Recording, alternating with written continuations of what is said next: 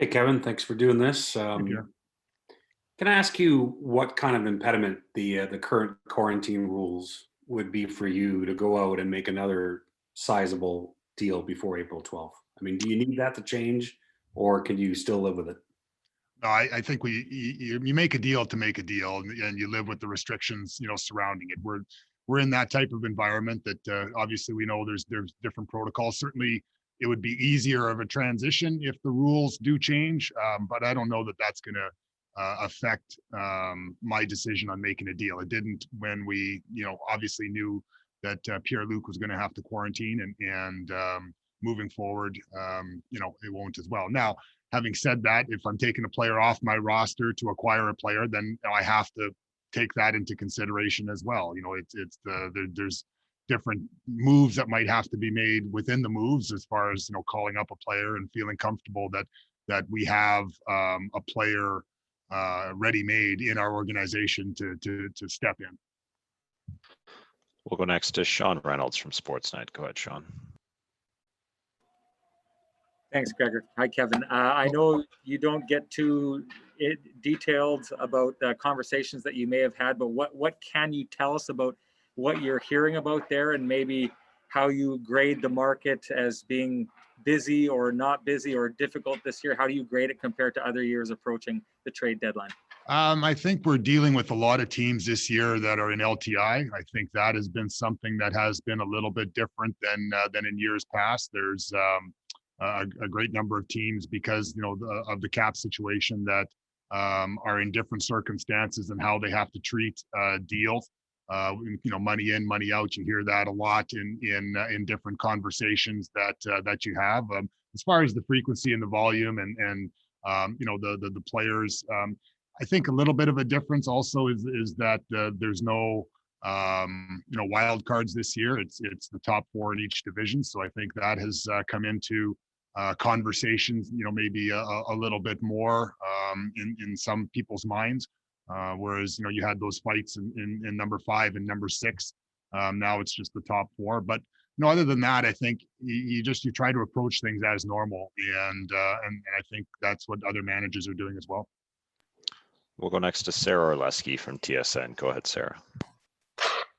Kevin, I know Pierre asked about the quarantine, but just is there more of an impetus on general managers or on yourself this year to make a deal maybe earlier, just given the fact that the quarantine right now at least does exist? And if you're waiting until more of an April 12th deadline, that to have the player potentially sit out 2 weeks after that, is there more of a kind of necessity to maybe make a deal earlier this season than in past? I think that, the deal has to feel right, from a fit perspective, but then the deal also has to feel right from an acquisition cost perspective. And, you weigh all those things and take it into consideration. Certainly lots of things change on your individual team on a game by game basis, and your needs also do change, on a game by game basis. And when you're dealing in a cap world where, certainly in our situation, once we spend it, it's done and it's gone. You have to make sure that you're trying to take everything into consideration. The quarantine is something that we just have to deal with, and if you can find that deal that you like and it fits, then I think you just do it whenever. We'll go next to Ken Wiebe from Sportsnet. Go ahead, Weber. Kevin, what's the most important lesson you've learned about your group during the first half of the season? It's an interesting question. I guess, when you're talking first half of the season, you're generally talking 41 games, and we're doing this at 26, 27, 28 games type thing. It's I think there's still a lot to learn about our group. I think, in this shortened season, there's still that learning aspect, I think, that our team is going through. You see the different games that we've kind of played over the course of the year, and that there's a lot of growth that still can take place in your group. So I think that's exciting for me. We played essentially a month without Patrick Laine, Pierre-Luc Dubois. So there's and you add up those number of games that was missed because of Patrick's injury and then Pierre-Luc's quarantine and then subsequent injury. I think the team is still, learning a lot about itself. We'll go next to Mike McIntyre from the Winnipeg Free Press. Go ahead, Mike. Thanks, Kevin. Morning. I think last year we did this in Denver around the midway mark. And I remember at the time you mentioned Blake Wheeler specifically, that, when Blake signed here long-term, you sort of said to him that we're going to do everything we can to kind of, take a run at this every year. You guys were just kind of battling for a wild card spot at the time. Here you are today, in the mix for top spot in the Canadian division. I guess, do you feel like you need to reward this group for what they've done so far, and will that be kind of the mindset going forward here? Again, I think we're always going to be, active to the extent that it makes sense, and if if we can find something that fits on both sides, we're certainly looking at it. Again, I think that game by game the needs change, so we're always going to be looking to try to see if there's a way of improving. Sometimes the improvements are internal, whether it's a young player that getting an opportunity to play with the Moose right now, coming in and getting an opportunity to play with us, and see what that does. Those are things that certainly are in our minds.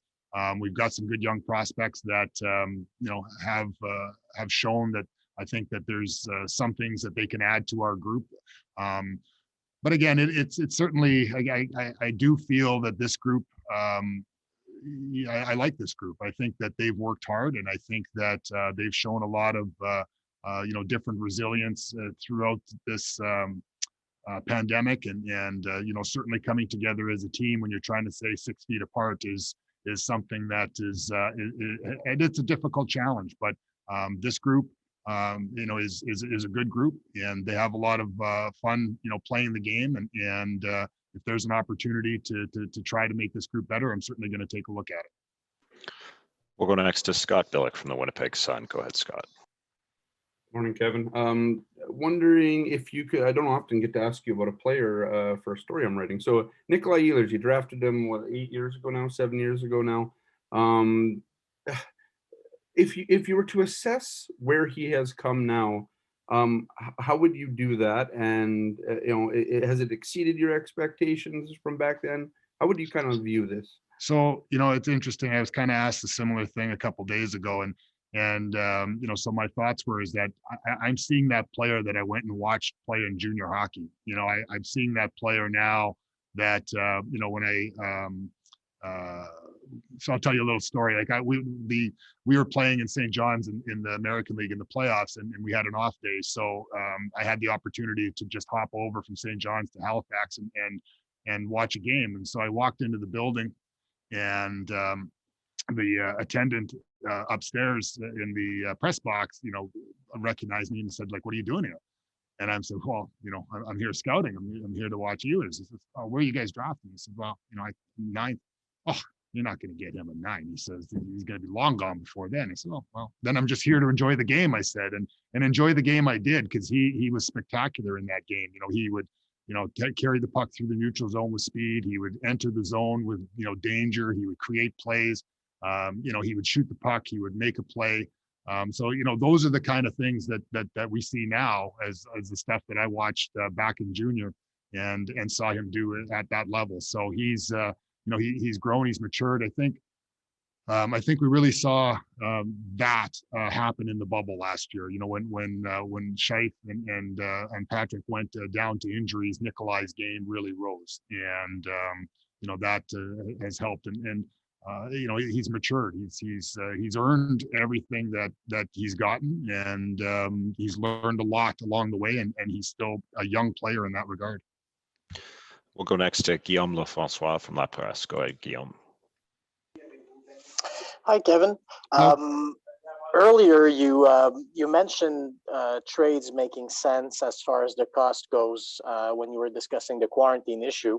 I was wondering if you think that quarantine might mean lower prices for GMs looking to buy, and especially for the so-called rental players. I don't know that quarantine necessarily will come into play for that. I think that it'll be, again, like all these things, a supply and demand type of thing. I do think the cap probably will come into, play maybe a little bit more with a lot of these teams in LTI. There's lots of different nuances, when you're in LTI regarding like performance bonuses, like going over the, if you're a team that has a lot of performance bonuses and you're in LTI, then, your cap might get lowered next year if you have to pay those. So those are the kind of things that I do think influence, the rental market. Now, hockey trades obviously are different. Like I said before, there's lots of guys that are talking, I need money in and money out. So if you have an opportunity to make that kind of a trade where, it's cap neutral or something like that, those are things that are being discussed as well. But I think like any trade deadline, there's always that supply and demand, type of equation that comes into play. We'll go next to Ken Weaver from Sportsnet. Go ahead, Weaver. Kevin, I've been asked a lot about Bryan Little. Do you happen to have an update on his recovery, and is he back in Ontario, or is he still in Winnipeg, or what's the latest? No, so nothing really to update on that. As of right now, I think that process is still in status quo. He's in Ontario, and no update to give you there. We'll go next to Jean-François Chaumont from the Journal de Montréal. Go ahead, Jean-François. Hi, Kevin. I just have a quick question about Neal Pionk. Neal was never drafted, and when you trade Jacob Trouba for him, was there any doubt that it might have been a one-year one-hit wonder, or you knew that he was that kind of player as a defenseman? So, he's a player that we watched in college and had interest in on the signing side of it. Obviously, it didn't work in that regard, but from a scouting perspective, our scouts, liked him, as a player with the Rangers, and I think that they saw, some potential. For us, it felt, again, like a good opportunity, and the deal, made sense, for us from the acquisition of what we were going to get. And the projections, you're always trying to project, but I think a lot of it has to go, to Neal as well, taking advantage of an opportunity that was given to him. And he felt very comfortable playing our style of game, and we felt comfortable that he could play our style of game.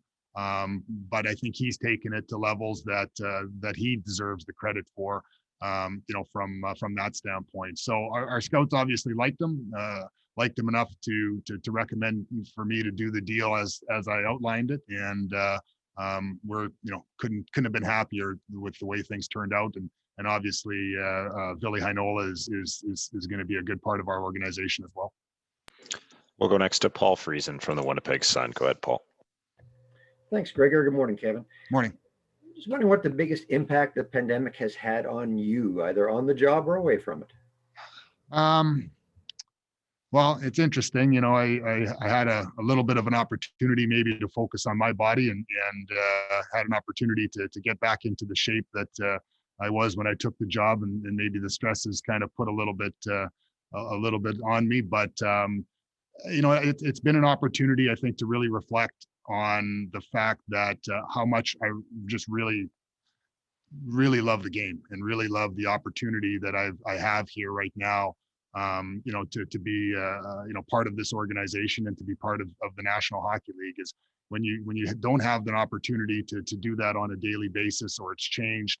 I do think that you really appreciate how important it is to take advantage of every single day that you do have when things are operating. So it has been different. I think you miss the interactions of even though you're here with the players and you're here with the coaches, you miss those kind of close interactions, and you're always still trying to do things at a distance. You miss the interactions with the other general managers and the scouting opportunities that you do have to go watch players live, and you miss those opportunities when you don't have a combine to talk to the young players and get a chance to, you see them on the screen, but you don't get a chance to really get to know them, type thing. Those are the things that have changed that I'm really looking forward to getting back to. We have our scouts, in the US are moving around much more freely than they are here in Canada. And I was talking to a couple of them you know, a couple of days ago, and I'm telling them how jealous I was because they were, you know, actually, you know, having, you know, a little bit closer interaction. So those are the things that have changed from my job. And we've had to adapt. Like, you know, where we have pro scouting meetings, you know, tomorrow, we have amateur scouting meetings the next day.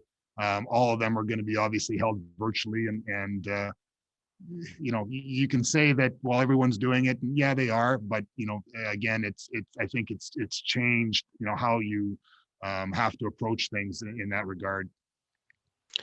We'll go next to Kevin McGran from the Toronto Star. Go ahead, Kevin. Hi, Kevin. Great first name, by the way. You guys come from the Central Division, which had the reputation of being the biggest, heaviest division.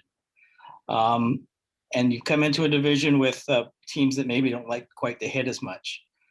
I wonder how you think your team has adapted to this division, and what you think the personality of the North Division is. So I think that again, you try to build a team that you know, you feel can play a lot of different ways, and you know, I think you have to have you know, a group of guys that can adapt. I think you know, we still feel like we've got good size in our group. We've always, you know, valued speed and puck movement as something that we try to either acquire or draft, and certainly try and develop. That's the kind of game we like to play, and I think it's, you know, it's transitioned well in some regards, and in some regards, you know, again, you have to adapt. This division, on a nightly basis, you're facing unbelievable stars on teams that I think make it very, very exciting for the fans to watch, and very, very nerve-wracking for, you know, management to watch.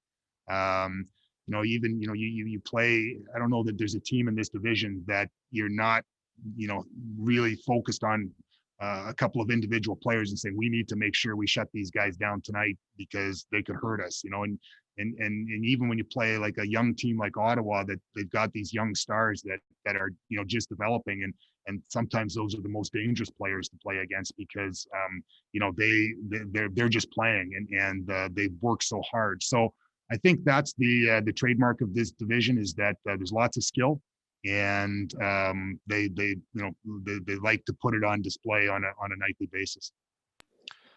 Just a few more for Kevin. We'll go next to Jason Bell from the Winnipeg Free Press. Go ahead, Jason. Hey, Kevin, good to talk to you. Yes. I asked Paul about Mason Appleton, and when you go back to the 2015 draft, which was obviously turning out to be a real successful draft for you guys, when you get down to that point in the draft, you know, dumb question, but as a GM, I mean, how much can you possibly know about every single guy, and how much does that really come down to your scouting staff and knowing? I'm just looking, and I mean, Mangiapane got taken 2 picks before him, and then Mason is taken, and then has really developed into what a lot of people think is going to be a big part of your hockey club.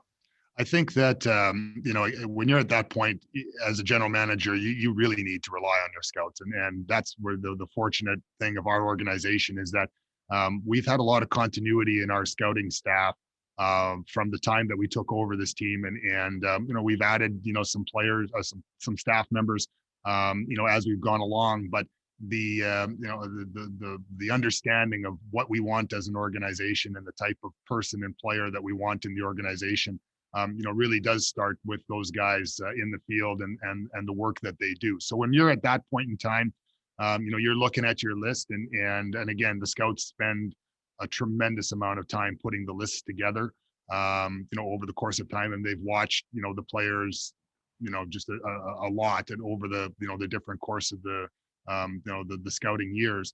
And it's interesting because when you're in those meetings, and you know, it's you're at whatever point in your list that you think might be the 5th round, you don't just go and say, yeah, put that guy up on the board, or put that guy up on the board, because if you have a guy, you know, not listed properly and you haven't done the work, you might lose out on the guy that you know, that ultimately you should be drafting. So it is about the scouts, and they feel passionate about their list. And when we got to that point in time, I'm sure you know, there might have been 1 or 2 guys around there that you know, you could have drafted, but you know, somebody stepped up and said, no, this is the guy that we're taking right now. And ultimately, you know, Marcel Coma was the head guy, and Mark Hillier is now the head guy, and throughout our course of drafting, those two people, when they're in charge of their respective drafts, ultimately have the final say. Certainly when it gets to that point in time about who we're picking.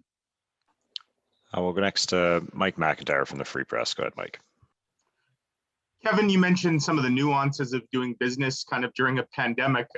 You have a number of pending unrestricted free agents, all of who are playing very well. Paul Stastny, Adam Lowry, of course, Matthew Perreault. With the expansion draft as well, and in that sort of in the back of your mind, I guess, how difficult is it, or where do things maybe stand with how you might otherwise be engaging with pending UFAs, and also factoring in any kind of trade with the expansion draft kind of looming? Yeah, I think that the trade aspect of things is certainly something that you have to consider if it comes to that point. Whether it's if it's a rental, then obviously it doesn't come in as much. If it's a player on a multi-year deal, then potentially it does. Certainly it might determine how much of an asset you want to give to acquire a player if it puts you in those situations. But as far as the UFAs, we're hopeful that we can continue to do business as usual, whether it's in a pandemic or not. I think the hard part is the flat cap moving forward. That makes it very uncertain, type of thing of how to allocate the different resources. So as far as that goes, we'll try to make it as business as usual as possible. And final question to Ken Weaver from Sportsnet. Go ahead, Weaver. Kevin, how would you describe the impact Pierre-Luc Dubois has made, and what do you expect from him down the stretch now that he's got a few more games under his belt? Well, I think we're really just scratching the surface with Pierre-Luc, and I think the 3-week time frame was difficult for him to deal with. But I really like how things are coming together with the options that Paul has. With like right now watching Pierre-Luc with Nikolaj and Kyle, it's exciting to think just the chemistry that's being built there, and how they're going to continue to grow, and again, anyone in our top 6, I think you can probably mix and match now, and like a lot about those those lines, having a 2 centermen that